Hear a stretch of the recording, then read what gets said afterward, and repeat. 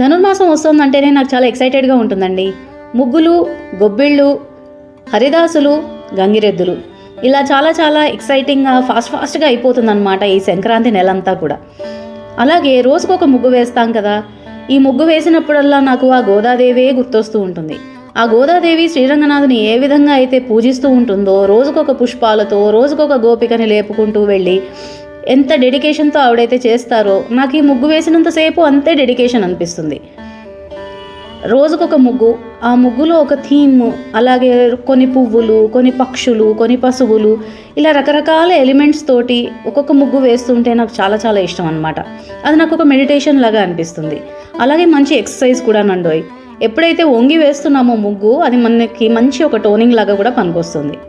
నేను last year ఏం చేశానంటే ఇలాగ ఒక డైనింగ్ టేబుల్ షీట్ కొనుక్కున్నాను. దాని హాల్లో వేసుకుని ఇలా ముగ్గులు వేసానమాట. ఇవన్నీ లాస్ట్ ఇయర్ కలెక్షన్ అండి.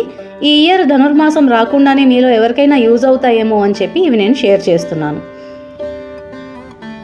ఇంటి ముందు వేసుకునే ముగ్గు లేదు, స్పేస్ లేదు ముగ్గు వేసుకుందుకు అని అనుకున్నప్పుడు ఇలా ఒక సొల్యూషన్ నాకు నేను కనిపెట్టుకున్నాను.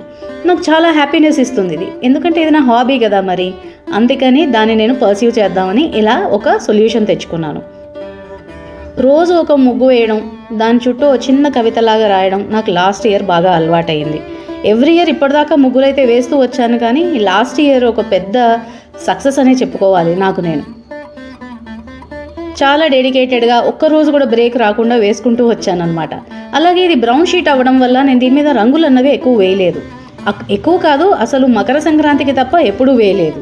అలాగే మధ్యలో మనకి వైకుంఠ ఏకాదశి వస్తుంది కదండి, వైకుంఠ ద్వార దర్శనం వస్తుంది. అప్పుడు నేను వెంకటేశ్వర స్వామి వారిది అటెంప్ట్ చేశానన్నమాట. తలుపులు తీసి స్వామివారికి ఇలాగా వైకుంఠ ద్వార దర్శనం అవుతున్నట్టుగా వేశాను. అది చాలా చాలా బాగా నచ్చింది నాకు. అలాగే లాస్ట్కి నేను ఎప్పుడు ఇంతవరకు ముగ్గులలో మనుషులతో అంటే బొమ్మలు లాగా ఎప్పుడు వేయలేదు. అందుకని ఈసారి మకర సంక్రాంతి రోజు శ్రీకృష్ణ పరమాత్మని, మరి గోదాదేవి లాగా నన్ను నేను ఊహించుకున్నాను కదా, అందుకని ఆ కృష్ణుణ్ణి చక్కగా వేద్దాం ఏమైనా సరే అని నాకు అనిపించింది. అది కూడా అటెంప్ట్ చేశాను. నాకైతే బాగా నచ్చింది. మీకు ఎలా నచ్చిందో తప్పకుండా కామెంట్ అయితే చేసి చూపెట్టండి. అలాగే వెంకటేశ్వర స్వామి, శ్రీకృష్ణుడు, ఇవన్నీ రకరకాల థీమ్స్, ఏనుగులు, అన్నీ రకరకాల ముగ్గులు అయితే బాగా వేశానని నాకు అనిపించిందండి. మీకు ఈ వీడియో నచ్చితే తప్పకుండా లైక్ చేయండి, షేర్ చేయండి. అలాగే మీకు కనుక నా కంటెంట్ నచ్చితే తప్పకుండా సబ్స్క్రైబ్ చేసుకోండి. మీలో ఎంతమందికి ముగ్గులు ఇష్టమో, మీరెంతమంది ధనుర్మాసానికి రెడీగా ఉన్నారో కామెంట్ చేయడం మాత్రం మర్చిపోకండి. ఉంటానండి.